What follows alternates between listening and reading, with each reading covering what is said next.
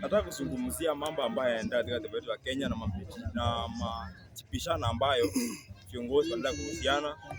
Huyo anaongea, huyo anasikiza mwingine, anamjibu. Baada kwa kumwambia Mheshimiwa William Ruto ambaye ni rais wa taifa letu la Kenya.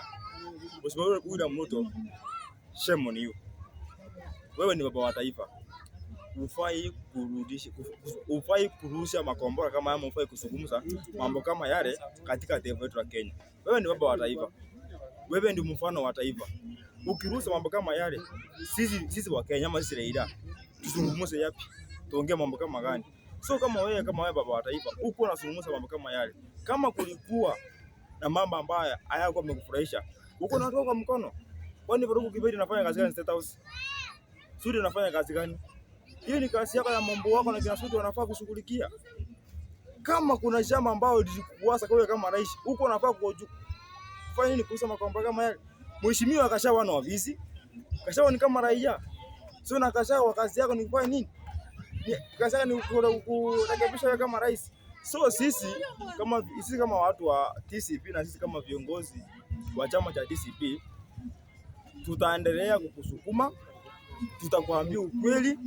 Maana kama ni vile my party leader angekuja kuzungumza mambo ya Nairobi Hospital, ukakuja kukubali kana kwamba ilikuwa ni ukweli, hiyo mambo ilikuwa imekanyagia. So sisi tunataka kuambia sisi kama chama cha DCP na sisi kama members wa chama cha DCP tutakusukuma. Leo miezi 15 imebaki, kama venye my party leader alisema, tutakusukuma. Kama ni nywele taisha, hata uhakikisha kana kwamba kwa Kenya wafanye nini, wamepata haki yake. Na sisi kama Wakenya hatutakubali tudhulumu kwa njia zozote ambazo unataka wewe tunyamaze. Tutakuwekea. Na mimi nataka kumwambia my party leader Mheshimiwa Ligiji bwana. Wewe mambo ya kubishana na Mheshimiwa Kindiki tuachie sisi. Tumuonyeshe yeye.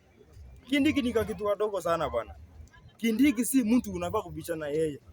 Kindiki tuachie sisi. Huyu mtu asiprana ambana kuletea pressure hapo my brother, my party leader. Wewe tuachie sisi bwana. Wewe tutashughulika na yeye. Wewe pambana na Kasongo. Kasongo lazima afanye nini? Lazima aende one term.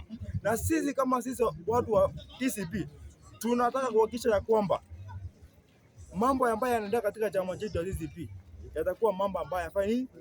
Yamenyoka. Nikimalizia,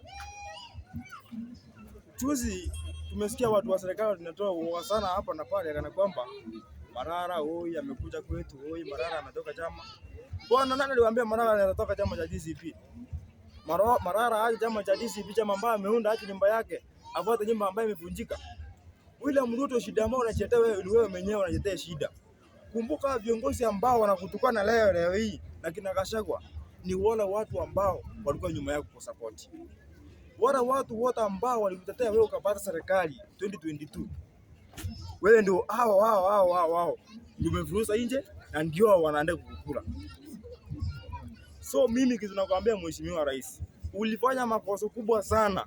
Wale watu ambao walikuwa wanajua siri zako, wale watu ambao mlipa na wao kuwafukuza. Hiyo ndio makosa kubwa sana ulifanya. Sasa